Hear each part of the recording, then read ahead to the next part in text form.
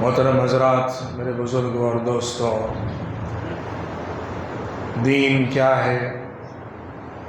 اللہ پر ایمان لانے کا مطلب کیا ہے؟ عبادت کا تصور کیا ہے؟ نماز کی حقیقت کیا ہے؟ یہ کچھ باتیں آپ کے سامنے گزشتہ جمعوں میں آ چکی ہیں۔ آج کی گفتگو دین کے ایک اہم شعبے سے متعلق ہے، جس شعبے کو ہم نے دین سے الگ کر کے رکھ دیا ہے، جس مسئلے کو ہم نے دین کا مسئلہ نہیں سمجھا ہے، اور جس میدان میں ہم بڑی کوتاہیاں کر رہے ہیں۔ وہ مسئلہ معاملات کا مسئلہ ہے، ڈیلنگز کا مسئلہ ہے۔ آج مصیبت یہ ہے کہ ہم نے دین کو عبادتوں کے کچھ شکلوں کے اندر باندھ دیا ہے۔ اس سے باہر نہ عبادت کا تصور ہے، نہ دین کی فکر ہے۔ پہلے کچھ حقیقتیں ہیں، فیکٹس ہیں، ان کو ذہن میں رکھیے، پھر اس کی روشنی میں جو اصل مدعا ہے اس کو میں پیش کرتا ہوں۔ مال انسان کی ضرورت بھی ہے اور انسان کی لالچ اور چاہت بھی ہے۔ بغیر مال کے نہ کوئی جی سکتا ہے، نہ زندگی گزار سکتا ہے، اور مال کے بغیر انسان کی دنیا بھی نہیں چلتی ہے، زندگی بھی نہیں چلتی ہے، گاڑی ہی نہیں بڑھتی ہے۔ دوسری بات، انسان کو مال سے لگاؤ ہے، مال سے محبت ہے، مال کی چاہت ہے، مال کی لالچ ہے، اور یہ انسان کی فطرت ہے۔ کوئی اس کا انکار کرے تو اس کا مطلب وہ دن میں نکلے ہوئے سورج کو جھٹلا رہا ہے۔ انسان کی فطرت کا حصہ ہے۔ اسلام ہمیں بتاتا ہے کہ تم آپس میں ایک دوسرے کے ساتھ ضرورت کی بنیاد پر جو مالی رشتہ قائم کرتے ہو، اس میں کیا کرنا چاہیے۔ ایک دوسری حقیقت کو اس کے بعد یہ سمجھیے، ہم ایک مجبور مخلوق ہیں۔ مجبور in the sense of depending on others. ہم ضرورت مند ہیں، اپنی ضرورت کو پورا کرنے کے لیے دوسروں کے محتاج ہیں۔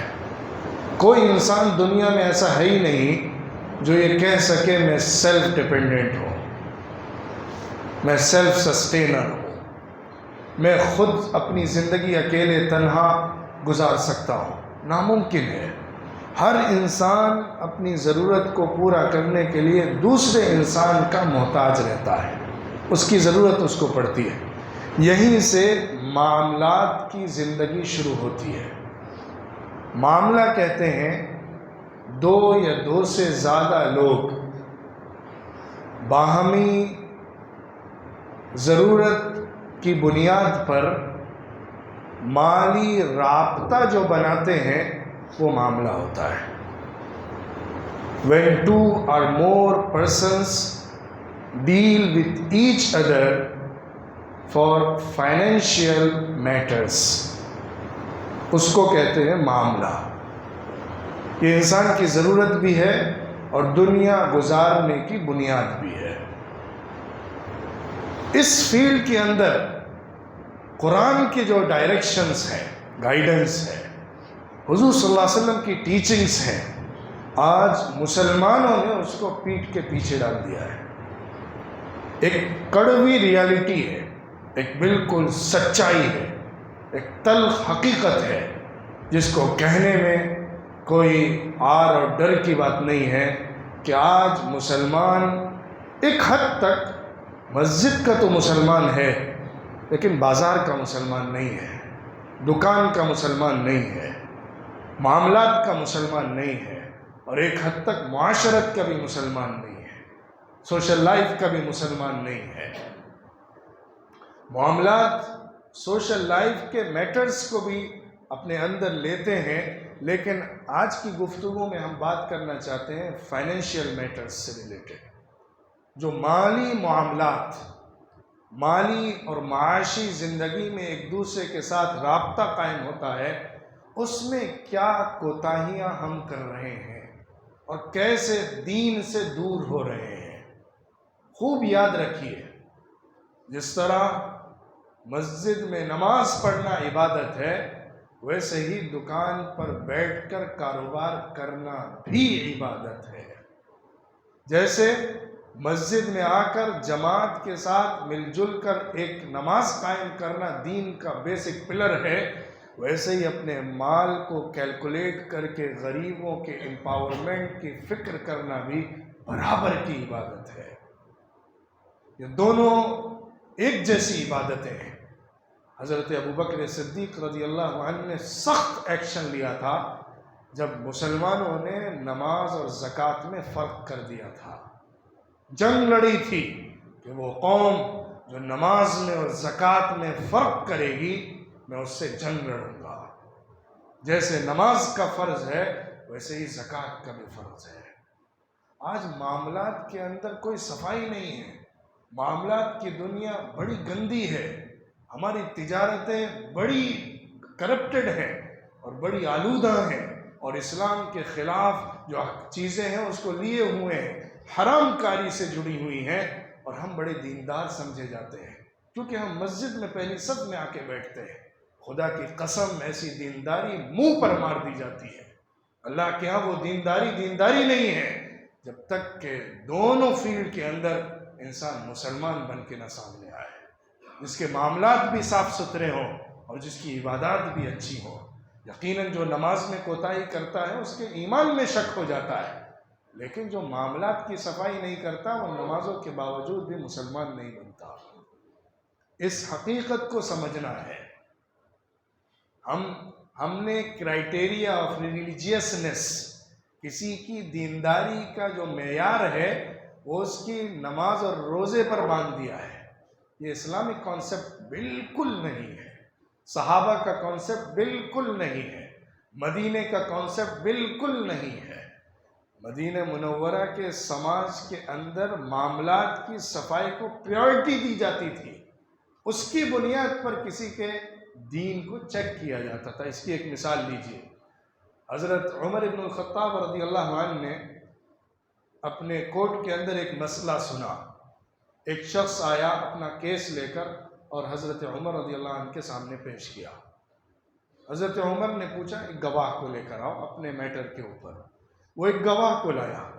حضرت عمر رضی اللہ عنہ نے اس گواہ سے سوال کیا پوچھا کہ تم اس شخص کو جو اچھا سمجھ رہے ہو، دین والا سمجھ رہے ہو، سچا سمجھ رہے ہو، اس کے لیے تمہارے پاس پروف کیا ہے؟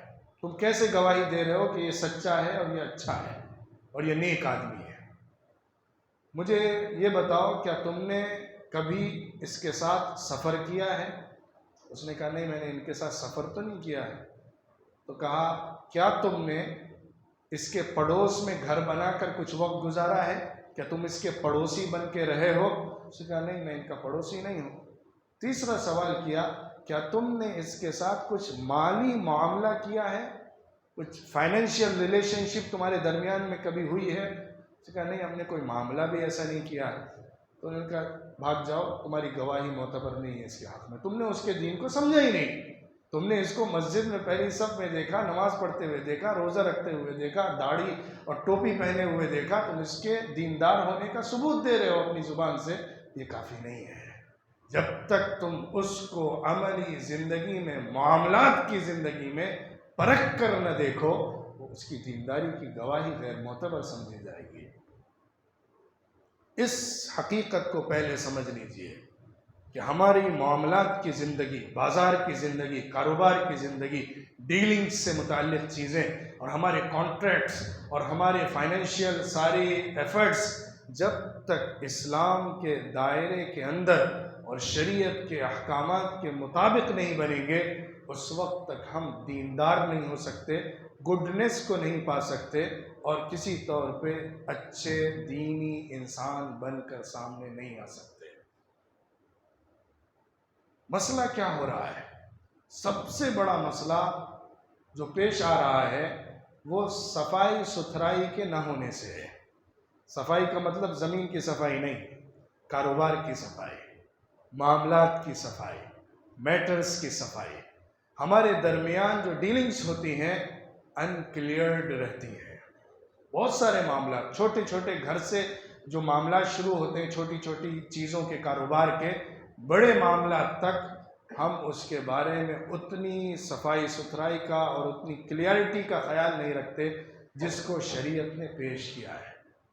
قرآن پاک میں بڑا حصہ اللہ نے انسانوں کی ڈیلنگز کے متعلق ہی احکامات دینے میں رکھا ہے۔ اور آپ جانتے ہیں یا نہیں جانتے ہیں تو یاد رکھیے، قرآن پاک کی سب سے بڑی سورت کی سب سے بڑی آیت معاملات کے متعلق ہے۔ قرآن کی سب سے بڑی سورت سورۃ البقرہ ہے، اور اس سورت کی سب سے بڑی آیت 282 نمبر کی آیت، 282 نمبر کی جو آیت ہے وہ معاملات سے ریلیٹڈ ہے اور سب سے بڑی ہے۔ اللہ نے معاملات کو صاف ستھرا رکھنے کا حکم دیا ہے۔ کسی کے ساتھ معاملہ کرو، کلیئر رکھو، ریکارڈڈ رکھو، ڈاکومنٹیشن کا کام کرو، اس کی سخت تاکید فرمائی ہے۔ کیونکہ جو معاملات ہوتے ہیں ان معاملات میں زیادہ تر ہم بہت سارے موقعوں پر اس کو ہینڈ ٹو ہینڈ نہیں کر رہے ہوتے ہیں۔ بہت ساری چیزیں ہوتی ہیں جس میں ہمیں بعد میں پے کرنا ہوتا ہے، بعد میں بہت سارے چیزوں کو کلیئر کرنا ہوتا ہے۔ ایسی چیزوں کو ریکارڈ کرنا ضروری ہے۔ بلکہ حضور صلی اللہ علیہ وسلم کا عمل تو یہ تھا کہ حضور صلی اللہ علیہ وسلم جو ہینڈ ٹو ہینڈ معاملہ کرتے تھے اس کو بھی لکھ لیا کرتے تھے۔ ایک حدیث ہے، حضرت عدہ ابن خالد رضی اللہ عنہ صحابی تھے، ایک موقع پر حضور صلی اللہ علیہ وسلم نے ان سے کسی چیز کو بیچا اور خریدا تھا۔ حضور صلی اللہ علیہ وسلم بیچنے والے تھے اور حضرت عدہ خریدنے والے تھے۔ اس موقع پر حضور صلی اللہ علیہ وسلم نے ایک باقاعدہ پیپر لے کر اس پر ڈاکومنٹیشن کا کام کر کے دونوں پارٹی کی سگنیچر لی تھی۔ لکھا اس شخص نے کہ میں نے اس چیز کو رسول اللہ صلی اللہ علیہ وسلم سے اتنی قیمت میں خریدا اور یہ قیمت ادا ہوئی ہے جو بھی تھی، اس پہ سائن کی۔ اس کے نیچے حضور صلی اللہ علیہ وسلم نے لکھا میں نے اس چیز کو اتنی قیمت میں اس چیز کو بیچ کر دے دیا اور پیمنٹ ریسیو کر لیا۔ اس کی سگنیچر موجود تھی، اور یہ ڈاکومنٹ آج بھی کتابوں میں درج ہے، یا اس کا حوالہ آج تک حدیث کی کتابوں میں ملتا ہے۔ ہم ظاہری اور چھوٹے فائدے کے لیے، جلدی کے فائدے کے لیے بہت ساری چیزوں کو اگنور کر دیتے ہیں، جس کی وجہ سے کل پھر اس کے بڑے مسائل پیش آتے ہیں۔ خاص طور پہ آپ دیکھیے کہ جو کامن بزنس ہوتا ہے اور اسپیشلی فیملی بزنس ہوتا ہے، اس میں آگے چل کر بہت مسائل پیدا ہوتے ہیں۔ کیونکہ ایک باپ نے جب ایک کاروبار شروع کیا، اپنے سارے بچوں کے بجائے ایک دو بچوں کو اپنے ساتھ شامل رکھا اور ان کے ساتھ کاروبار کو آگے بڑھایا، آگے جا کر دوسرے بچے کا کیا حق اس میں بنے گا، اس بچے کا جو ساتھ میں کام کر رہا تھا کتنا حق بنے گا، اس میں اکثر لڑائیاں ہو جاتی ہیں، اس میں اکثر جھگڑے ہو جاتے ہیں، کیونکہ معاملات کو کلیئر نہیں کیا گیا۔ چاہے تم اپنے بیٹے کے ساتھ پارٹنرشپ کر رہے ہو، اس کو کلیئر کرنا فرض ہے، ضروری ہے اپنے معاملات کو صاف ستھرا رکھنے کے لیے۔ اس میں دونوں طرح سے چیزیں ہوتی ہیں کہ ایک بیٹا شامل ہو گیا باپ کے ساتھ کاروبار میں، اس نے بھی اپنا حصہ لگایا، اپنی محنت لگائی، اپنا ٹائم لگایا، دوسرے بچے اپنی الگ الگ جاب میں لگ گئے، اپنے الگ الگ کام میں لگ گئے۔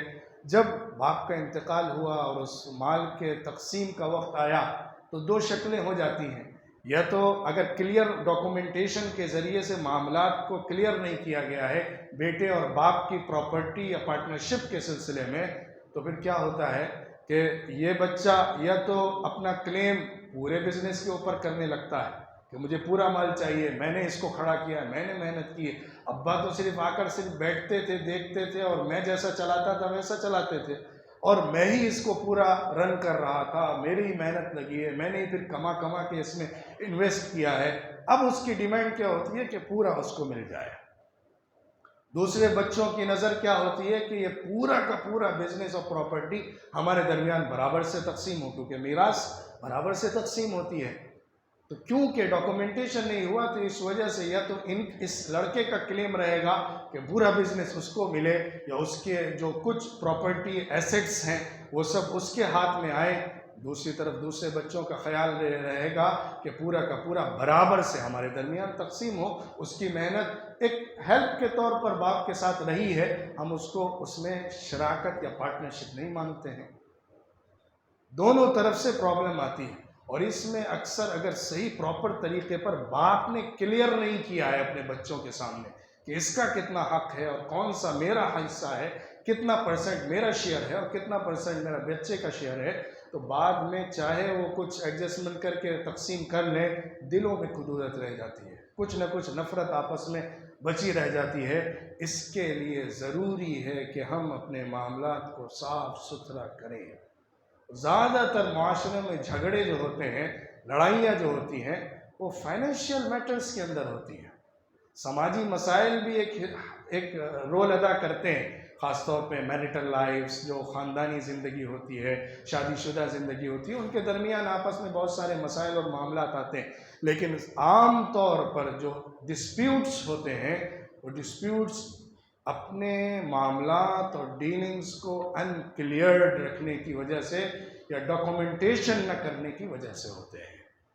شریعت نے کہا ہے تم کچھ بھی معاملہ کرو اس کو لکھا کرو، چھوٹا ہو یا بڑا ہو، تھوڑے مال کا ہو یا زیادہ مال کا ہو، ایک دن بعد واپس کرنے کا ہو یا 1000 سال کے بعد واپس کرنے کا ہو، جو کچھ بھی ہو لکھ کر اس کا ڈاکومنٹ بناؤ. جو بھی معاملہ ہینڈ ٹو ہینڈ ہو اس میں اجازت دی گئی ہے، اس میں بھی بہتر یہ ہے کہ لکھ لو اس کو، لیکن اجازت ہے کہ اس میں کیونکہ روزمرہ کی چیز ہے اس لیے لکھنے کی ضرورت نہیں ہے. تم ہینڈ پیمنٹ کرو اور ہینڈ ٹو ہینڈ اس سامان کو لے لو، تو اس لیے اس پر ضرورت نہیں ہے کہ ہر چیز کو لکھ لو، لیکن بہتر ہے کہ اس کو بھی لکھو. لیکن اگر کوئی چیز ایسی ہے جس میں کچھ پیمنٹ یا سامان کل لینا ہے، اس کا کچھ حصہ کل کرنا ہے، یا وہ چیز ایک ڈیلنگ اور کانٹریکٹ آگے تک چلنے والا ہے، اس معاملے کو لکھ کر ضرور ڈاکومنٹ بنا کر رکھو. شریعت نے اس پر بڑی سخت تاکید کی ہے. تو ایک مسئلہ کیا ہے کہ ہمارے درمیان کلیئرٹی نہیں ہوتی ہے ڈیلنگز کے اندر، اور اس کے پیچھے بہت سے مقصد ہو سکتے ہیں. کوئی کسی کی نیت پہلے سے ہی خراب ہو سکتی ہے اور کسی کی نیت بعد میں خراب ہو جاتی ہے، اور نیت نہ بھی خراب ہو تو مس انڈرسٹینڈنگ ہو جاتی ہے. شریعت اس کو سمجھاتا ہے کہ تم نہ ڈیلنگ کو خراب کرو اپنی انٹینشن کی وجہ سے، اور نہ ڈیلنگ کو خراب کرو مس انڈرسٹینڈنگ کی وجہ سے، اور اپنے رشتوں کو مت توڑو، اپنے روابط کو مت خراب کرو، کیونکہ اس سے دل میں کدورت پیدا ہوتی ہے، دل میں کچھ غلط خیالات آنے لگتے ہیں، شیطان اپنا کام کرتا ہے اور دوریوں کو بڑھاتا چلا جاتا ہے.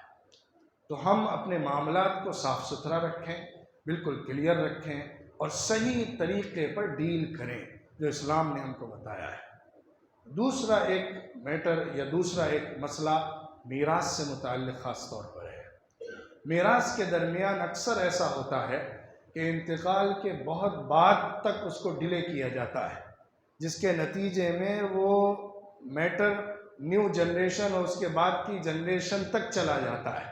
اب اس کے بعد تقسیم کرنے میں بڑے مسائل پیدا ہوتے ہیں، کیونکہ ہر ایک کی زندگی اور موت کے ٹائمنگ اور دوسرے رشتہ داروں کے اعتبار سے اس کی تقسیم بنتی ہے، اور کیونکہ وہ کامن پراپرٹی ہوتی ہے، کامن یوز میں ہوتی ہے، تو جب کسی کے بچے ہوئے، کسی کے نہیں ہوئے، کسی کے زیادہ ہوئے، کسی کو زیادہ پراپرٹی کا حصہ چاہیے ہوتا ہے یوٹیلائز کرنے کے لیے، کسی کو کم چاہیے ہوتا ہے، کوئی کسی ایک رینٹل پلیس کی ٹیک کیئر کر رہا ہوتا ہے، جو کرائے کی جگہ ہے اس کی دیکھ ریکھ یا اس کی مینجمنٹ کا کام کر رہا ہوتا ہے، اس کو اس کے بارے میں زیادہ انٹرسٹ ہوتا ہے، اس کو زیادہ چاہیے ہوتا ہے.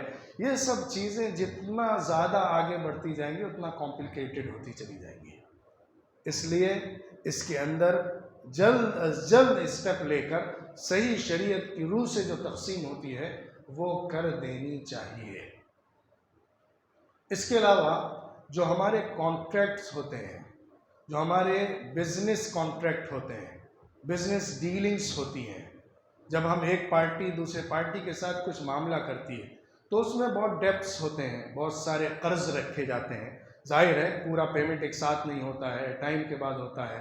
اس میں کیا ہوتا ہے، ٹائم کو برابر نہیں بتایا جاتا ہے، شریعت کہتی ہے کہ تم جب آپس میں معاملہ کرو اور بعد کے لیے رکھو، دین کی شکل میں کرو، تو اس کا اماؤنٹ بھی فکس کرو اور اس کا ٹائم بھی فکس کرو، اس کا ٹائم بھی کلیئر کرو کب اس کو ادا کرنا ہے۔ ہاں اگر اس وقت اس کی حالت پوزیشن ایسی نہیں ہے کہ ادا کر سکے تو کچھ مزید چھوٹ دے دو، یہ اچھی بات ہے، لیکن ڈاکومنٹیشن کے اندر تم اس بات کا خیال رکھو کہ جو بات کر رہے ہو اور جو بات آگے پرابلم کریٹ کرنے والی ہے اس کو آج ہی سالو کر لو۔ حرام معاملات، سود، یہ سب تو دوسرے مسئلے ہیں، میں اس پر بات کر رہا ہوں جو حلال بزنس کرتے ہیں، میں ان کی بات کر رہا ہوں جو دینی فکر کے لوگ ہیں، میں ان کی بات کر رہا ہوں جو حلال کا خیال رکھتے ہیں۔ ہمارے ایسے لوگوں کے درمیان بھی جھگڑے پیدا ہوتے ہیں، ایسے لوگوں کے درمیان بھی ڈیلنگز کے اندر خرابیاں آتی ہیں اور بہت ساری پرابلم کریٹ ہوتی ہیں، کیونکہ اسلام نے جو ہمیں ایک بہترین فارمیٹ دیا ہے اپنی ڈیلنگز کو کرنے کا، ہم نے اس کو اگنور کر دیا، اس کو فراموش کر دیا ہے۔ ایک اسلامک پوائنٹ آف ویو سے جو بات سب سے زیادہ ہمارے اندر انکلکیٹ کی گئی ہے، اس کو ہمارے دل کے اندر بسایا گیا ہے، اس کو ہمارے دماغ کے اندر اتارا گیا ہے، وہ یہ ہے امانت کو ادا کرو، ادُّ الامانات الی اہلہا، جس کی جو امانت ہے اس کو پورا پورا لوٹا دو۔ اگر کچھ بھی تم نے اپنے پاس رکھ لیا تو کل اس کا بہت بڑا بھگتان تم کو ادا کرنا پڑے گا۔ آج تو وہ بہت تھوڑا سا ہے، لیکن کل وہ بہت ڈینجرس شکل میں تمہارے پاس آنے والا ہے۔ تم نے آج کسی بھی طریقے پر کسی کا کچھ مال دبا کر اپنے پاس رکھ لیا ہے، کچھ پراپرٹی دبا لی ہے، ڈاکومنٹیشن میں ہیرا پھیری کر کے کچھ اپنا فائدہ تو کر لیا ہے، لیکن یاد رکھنا کہ ایک زمین کا ایک بالشت حصہ 70 زمینوں کے برابر بڑا بن کے تمہاری گردن کا بوجھ قیامت کے دن بن کر آئے گا۔ یہ چند ٹکے، یہ چند کوڑیاں، یہ چند سکے، یہ تھوڑا سا مال جو تم نے کسی طریقے پر اپنے پاس جمع کر لیا ہے اور امانت ادا نہیں کی، یعنی جو تمہارا رائٹ تھا، جو تمہاری ڈیوٹی تھی، تم نے اس کو پورا کیے بغیر اس کو اپنے پاس سمیٹ کر رکھ لیا ہے، تو یاد رکھنا کل یہ سانپ، اژدہے، بچھو اور خطرناک زہریلے ناگن جانوروں کی شکل میں تمہارے گردن پر لٹک کر آئے گا۔ کل وہ دن فیس کرنا ہے جس میں تمہیں پائی پائی کا حساب دینا ہے۔ امانت کو پورا کرو۔ دوسری بات، اپنے اندر سنسیئر اکاؤنٹیبلٹی کی فیلنگ پیدا کرو، صحیح اپنے آپ کے اندر جواب دہی کا احساس ڈالو کہ مجھے اپنے ہر ڈیلنگ کا جواب دینا ہے۔ اگر میں نے اس میں کچھ بھی غلطی کی ہے تو آج میں سامنے والے کو تو دھوکہ دے سکتا ہوں، لیکن کل اللہ کو دھوکہ نہیں دے سکتا۔ آنیسٹی، اکاؤنٹیبلٹی ڈیلنگز کے کی فیکٹر ہے، اور ڈیلنگز کے اندر اسلام کا بیسک موٹیو ہے کہ تم اس کو اپنے اندر پیدا کرو۔ ایک اور بات، ایفاء عہد، پرومسز کو پورا کرنا، جو زبان دی ہے اس زبان پر قائم رہنا، جو بات کہی ہے اس پر کھڑے رہنا، چاہے اس میں تمہیں نقصان اٹھانا پڑے، چاہے اس میں تمہیں تھوڑا پیچھے جانا پڑے، چاہے تمہیں اس میں ظاہری طور پر کچھ لاس ہو جائے، لیکن اپنے پرومس سے مت پیچھے ہٹنا، اپنے وعدے سے مت پیچھے ہٹنا، جو وعدہ کیا ہے اس کو پورا کرنا۔ اللہ نے اس وعدے کو پورا کرنے کی بات کو جو ڈیلنگ سے متعلق ہی ہے، ہمیں کسی کے گڈنس کو چیک کرنے کے کرائٹیریا کے طور پر دیا ہے۔ وَلَكِنَّ الْبِرَّ مَنْ آمَنَ بِاللَّهِ وَالْيَوْمِ الْآخِرِ وَالْمَلَائِكَةِ وَالْكِتَابِ وَالنَّبِيِّينَ وَآتَى الْمَالَ عَلَى حُبِّهِ ذَوِي الْقُرْبَى وَالْيَتَامَى وَالْمَسَاكِينِ وَابْنَ السَّبِيلِ وَالسَّائِلِينَ وَفِي الرِّقَابِ وَأَقَامَ الصَّلَاةَ وَآتَى الزَّكَاةَ وَالْمُوفُونَ بِعَهْدِهِمْ إِذَا عَاهَدُوا۔ نیک کون لوگ ہوتے ہیں، ان کا جب اللہ نے تذکرہ کیا ہے تو اس میں یہ بات بتائی ہے کہ جب وعدہ کر لیتے ہیں تو اس وعدے کو ضرور پورا کرتے ہیں۔ یہ کچھ کی فیکٹرز ہیں جو ہمارے اندر ریسپانسبلٹی اور فیلنگ آف ڈیوٹی پیدا کرتے ہیں، جس کی روشنی میں اگر ہم کوئی بھی ڈیل کریں گے تو ہم اس کو صحیح طریقے پر کر سکیں گے۔ اب اس کے بعد دو چار باتیں میں یہ عرض کرنا چاہتا ہوں کہ آج ہمارے مارکیٹ کے اندر جو ڈیلنگز چل رہی ہیں، جس طرح کی ڈیلنگز ہم کر رہے ہیں، جس میں انکلیئرٹی ہوتی ہے اور جس میں صحیح ڈاکومنٹیشن کا کام نہیں ہوتا ہے، اور جس میں کسی کے ذریعے سے مال ہڑپ کرنے کے لیے دھوکہ دینے کا خیال ہوتا ہے، یہ ساری ڈیلنگز کی شکلیں حرام شکلیں ہیں۔ اس کے اندر اگر ہم صحیح دین کی رہنمائی کو لے کر نہیں کام کریں گے تو اس سے بڑی خرابیاں پیدا ہوں گی۔ ہم خیال ہی نہیں کرتے ہیں، ڈیل کر لیتے ہیں اور معلوم بھی نہیں ہوتا کہ اس میں ہم نے کون سی ناجائز آرٹیکل کو شامل کر لیا ہے، ہم نے اس میں حرام معاملے کی بات کو شامل کر لیا اپنی ڈیلنگ کے اندر، کانٹریکٹ کے اندر، ہم نے خیال ہی نہیں کیا، ہم نے اس میں فکس اماؤنٹ کر کے کچھ طے کر لیا جو as a prophet of investment آئے گا، اور وہ حرام مال ہو گیا، وہ فکس اماؤنٹ حرام مال ہو گیا اگر ہم نے اس کو پروفٹ اینڈ لاس میں کمپلیٹ شیئرنگ کے ساتھ نہیں کیا ہے۔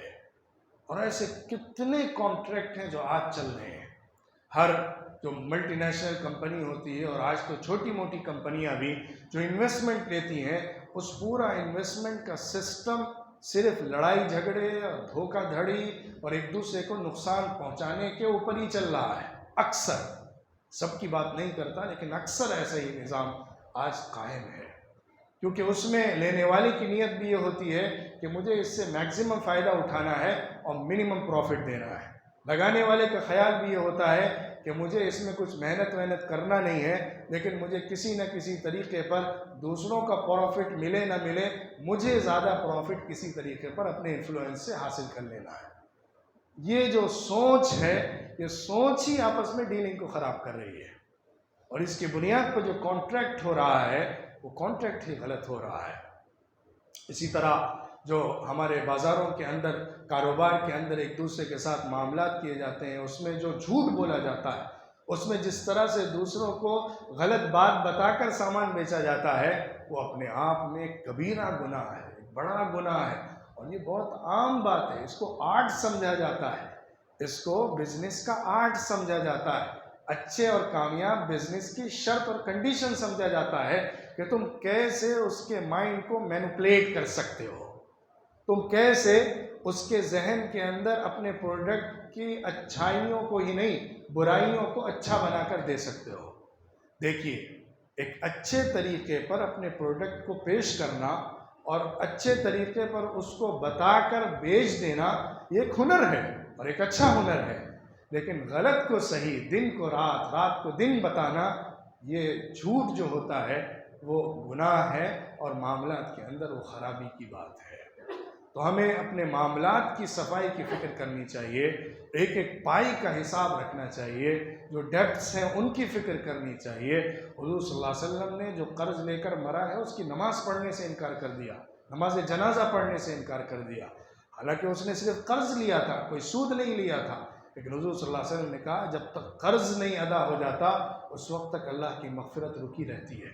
شہید کی مغفرت بھی قرض اگر دبا کر رکھا ہے اور واپس نہیں کیا ہے تو اللہ نہیں کرتا ہے۔ معاملات کا مسئلہ بہت سنگین ہے، اس میں اللہ خود معاف نہیں کرتا ہے جب تک اس معاملے والے کی طرف سے معافی نہ ہو جائے۔ ایک حدیث سنا کر میں بات ختم کرتا ہوں۔ ایک موقع پر حضور صلی اللہ علیہ وسلم نے صحابہ سے پوچھا، تمہیں معلوم ہے کہ مفلس کون ہے؟ یعنی فقیر، قلاش، جس کے پاس کچھ نہیں ہوتا ہے۔ صحابہ نے کہا اللہ کے رسول، مفلس وہ ہوتا ہے جس کے پاس مال و دولت نہ ہو اور ساز و سامان نہ ہو، کچھ استعمال کا سامان نہیں ہے اس کے پاس، کھانے پینے کا سامان نہیں ہے اور مال بھی نہیں ہے، کیش بھی نہیں ہے، وہ شخص ہوتا ہے جس کو ہم مفلس کہتے ہیں۔ حضور نے فرمایا نہیں، میں بتاتا ہوں کہ صحیح مفلس، حقیقی مفلس کون ہوتا ہے۔ مفلس وہ ہے جو قیامت کے دن بڑی نمازیں، روزے، زکوٰۃ، نماز، روزے، حج، اور بہت ساری اپنی نفلی عبادتیں لے کر آئے گا، لیکن اس نے ایک شخص کو گالی دی ہوگی، اس نے ایک شخص کا مال چھپایا ہوگا، اس نے چوری اور ڈکیتی کی ہوگی یا دوسرے کا حق مارا ہوگا، اس نے دوسرے کا دل دکھایا ہوگا، اس نے دوسرے کو تکلیف دی ہوگی اور معاملات کے اندر دھوکہ دھڑی وغیرہ کی ہوگی، یہ ساری چیزیں بھی ساتھ میں کرتا رہا ہوگا، تو قیامت کے دن اس کے ساتھ معاملہ کیا ہوگا کہ اللہ رب العزت اس کی نیکیاں نکال نکال کے اس شخص کو دے گا جس کے ساتھ اس نے زیادتیاں کی تھی، کیونکہ اس دن تو وہ اپنے ڈیبٹس کو پورا کرنے کی پوزیشن میں نہیں ہے، اگر پورا کر سکتا ہے تو صرف اپنی نیکی سے کر سکتا ہے، تو اس کے اکاؤنٹ میں جو پوائنٹس ہیں، جو بونس ہے نماز کا، روزے کا، حج کا، عمرے کا، عبادتوں کا، وہ سارے پوائنٹس اور بونس اس کے اکاؤنٹ میں ٹرانسفر کیے جائیں گے جس کا حق اس نے مارا تھا۔ اور حدیث میں حضور نے فرمایا حالت یہاں تک پہنچے گی کہ اگر اس شخص کی ساری نیکیاں اسی ٹرانسفر میں ختم ہو گئیں تو اب پھر اس کے گناہ جس کا حق اس نے مارا تھا اٹھا کر ٹرانسفر اس کے اکاؤنٹ میں کیے جائیں گے، تو اس کے جو بڑی نیکیوں کا انبار تھا وہ ختم ہو کر گناہوں کے انبار میں بدل جائے گا۔ ایسا شخص سب سے بڑا مفلس ہے۔ تو ہمیں سوچنا ہے کہ ہم اپنی عبادتوں کی فکر کے ساتھ ساتھ اپنے معاملات کو کتنا صاف رکھ رہے ہیں اور کتنا دین کا اور شریعت کا خیال کر کے اپنے ٹریڈز اور بزنسز کو کر رہے ہیں، اپنی دکان کو چلا رہے ہیں، اپنے کاروبار کو چلا رہے ہیں، ورنہ ہمارا یہ پورا کاروبار، یہ پورا مال ہمارے لیے ہلاکت کا سامان بن جائے گا۔ اللہ رب العزت ہمیں صحیح طریقے پر معاملہ کرنے والا اور دین کا خیال اور شریعت کے احکامات کا خیال کر کے اپنے معاملات کو پورا کرنے والا بنائے۔ وآخر دعوانا ان الحمد للہ رب العالمین۔